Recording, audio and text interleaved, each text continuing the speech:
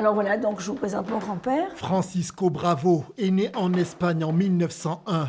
Il décède à Brive 77 ans plus tard. Dans ce vieux cahier, il y mentionne chaque étape de son périple pendant la guerre d'Espagne. Sa petite fille nous en parle avec beaucoup de fierté. Moi, ce qui m'a beaucoup touchée dans cette histoire, qui n'est pas marquée là, c'est l'engagement de mes grands-parents pour sauver la République et les valeurs de la République, qu'elles soient espagnoles ou françaises finalement.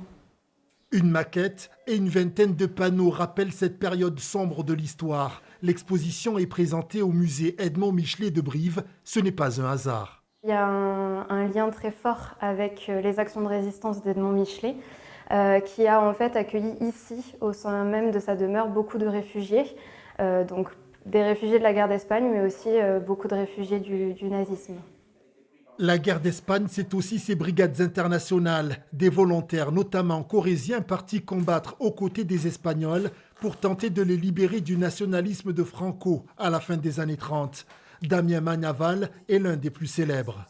Pour lui, c'était une conviction. Il savait que la paix de l'Europe était en jeu, à travers la guerre d'Espagne.